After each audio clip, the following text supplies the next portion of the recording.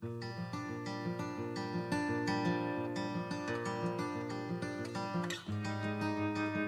is January the 4th. Today, we see a world gone mad.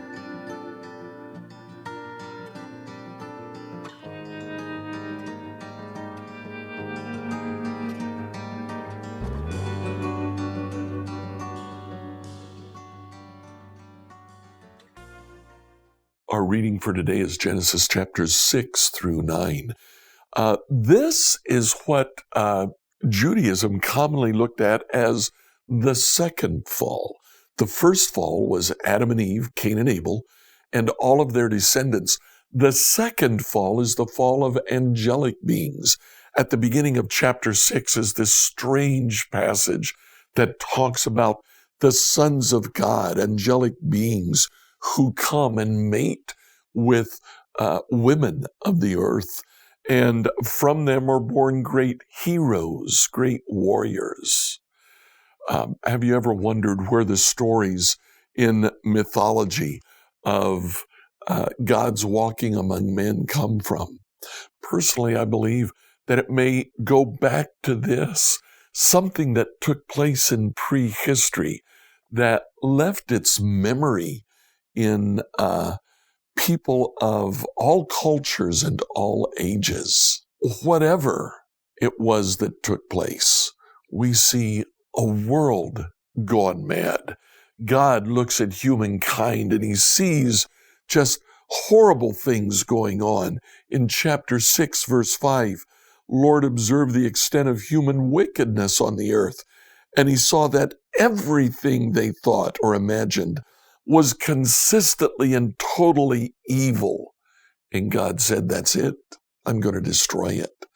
So he decides to destroy the earth in a flood. But he looks around and he sees a man. Now, Noah was a righteous man. He was a good man, apparently. And yet, he also was subject to sin. Because of that, in Genesis 6:8, Noah found favor with the Lord. Literally, grace, chesed. Noah received God's mercy. Salvation from the very beginning is not dependent on the merits of a righteous man, but on the mercies of a righteous God. Noah is no exception to that. Noah builds a flood. The flood covers the earth, animals in the ark. And in chapter 9, everything subsides. The waters, the rain goes away. The waters begin to shrink. And after a period of time, the ark settles on a high mountain. Noah comes out. God makes a covenant with Noah. Look at the content of that covenant in chapter 9. Be fruitful and multiply, fill the earth. Again, God says, I've given you all of this for food. Now, not just the plants, but also the animals. He just says, don't eat the blood in the animals. And he says, rule over it. Be fruitful, multiply, repopulate the earth, and rule over these creatures. Exactly what he told Adam and Eve.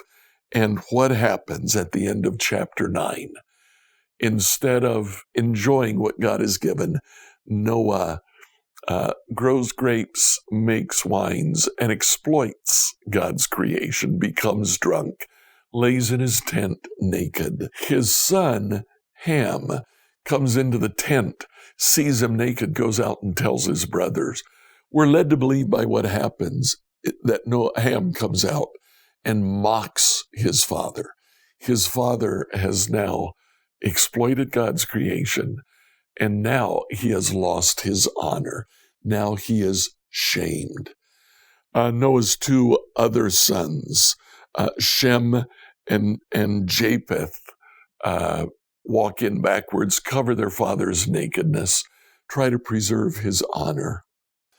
The point of the passage is to show us that even after God destroys the wickedness in the earth, the seed of sin is inherent in man.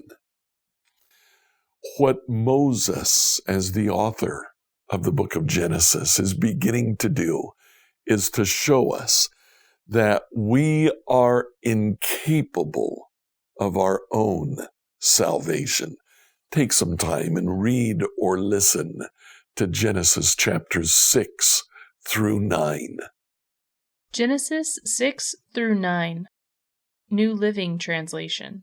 Then people began to multiply on the earth, and daughters were born to them. The sons of God saw the beautiful women, and took any they wanted as their wives. Then the Lord said, My spirit will not put up with humans for such a long time, for they are only mortal flesh. In the future, their normal lifespan will be no more than 120 years. In those days, and for some time after, giant Nephtalites lived on the earth.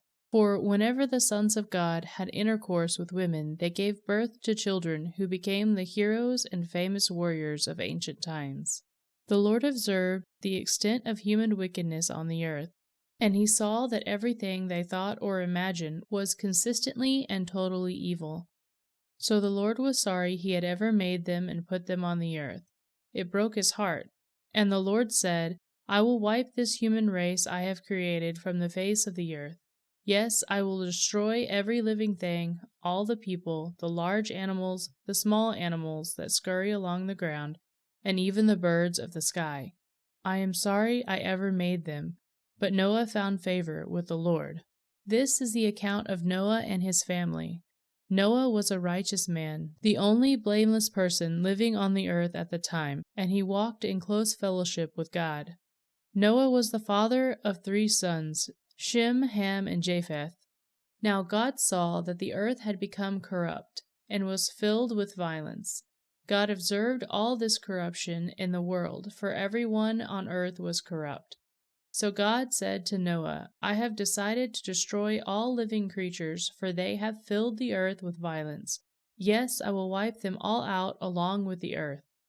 Build a large boat from cypress wood, and waterproof it with tar, inside and out. Then construct decks and stalls throughout the interior. Make the boat 450 feet long, 75 feet wide, and 45 feet high. Leave an 18-inch opening below the roof all the way around the boat. Put the door on the side and build 3 decks inside the boat, lower, middle, and upper. Look, I am about to cover the earth with a flood that will destroy every living thing that breathes. Everything on the earth will die.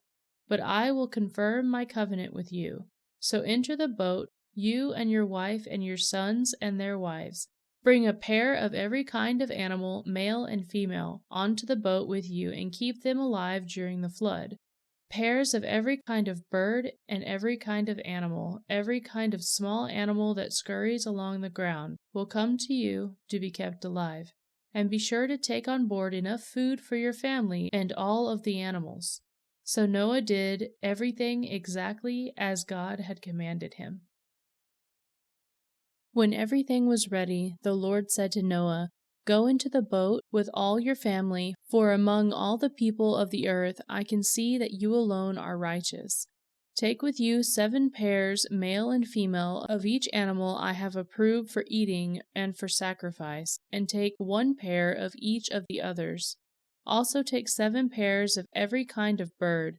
There must be a male and a female in each pair to ensure that all life will survive on the earth after the flood. 7 days from now I will make the rains pour down on the earth, and it will rain for 40 days and 40 nights until I have wiped from the earth all the living things I have created. So Noah did everything as the Lord commanded him. Noah was 600 years old when the flood covered the earth. He went on board the boat to escape the flood. He and his wife, and his sons and their wives. With them were all the various kinds of animals, those approved for eating and for sacrifice, and those that were not. along with all the birds and the small animals that scurry along the ground. They entered the boat in pairs, male and female, just as God had commanded Noah. After 7 days, the waters of the flood came and covered the earth. On the 17th day of the 2nd month, all of the underground waters erupted from the earth, and the rain fell in mighty torrents from the sky. The rain continued to fall for 40 days and 40 nights. That very day Noah had gone onto the boat with his wife and his sons, Shem, Ham, and Japheth, and their wives. With them on the boat were pairs of every kind of animal, domestic and wild, large and small, along with the birds of every kind. 2 by 2 they came onto the boat, representing every living thing that breathes. A male and a female of each kind entered, just as God had commanded Noah. Then the Lord closed the door behind them. For 40 days the flood waters grew deeper, covering the ground and lifting the boat high above the earth. As the waters rose higher and higher above the ground, the boat floated safely on the surface.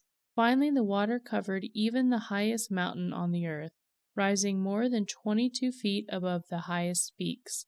All the living things on earth died: birds, domestic animals, wild animals, small animals that scurried along the ground, and all the people.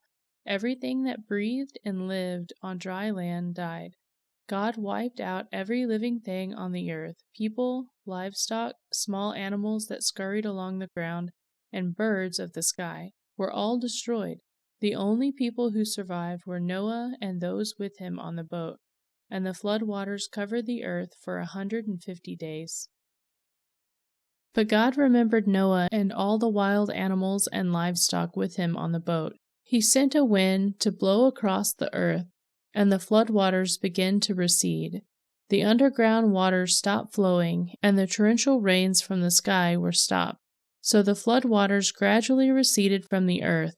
After 150 days, exactly 5 months from the time the flood began, the boat came to rest on the mountains of Ararat. 2.5 months later, as the waters continued to go down, other mountain peaks became visible.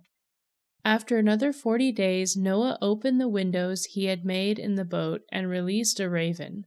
The bird flew back and forth until the floodwaters on the earth had dried up. He also released a dove to see if the waters had receded and it could find dry ground. But the dove could find no place to land because the water still covered the ground. So it returned to the boat, and Noah held out his hand and drew the dove back inside. After waiting another 7 days, Noah released the dove again.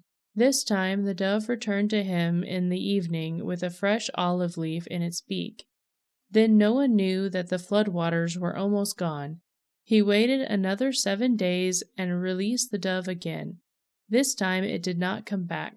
Noah was 601 years old. On the first day after the new year, 10.5 months after the flood began, the flood waters had almost dried up from the earth. Noah lifted back the covering of the boat and saw that the surface of the ground was drying. More than 2 months went by, and at last the earth was dry. Then God said to Noah, "Leave the boat, all of you, you and your wife and your sons and their wives. Release all the animals, the birds, the livestock, and the animals that scurry along the ground, so they can be fruitful and multiply throughout the earth." So Noah and his wife and his sons and their wives left the boat, and all the large and small animals and birds came out of the boat pair by pair.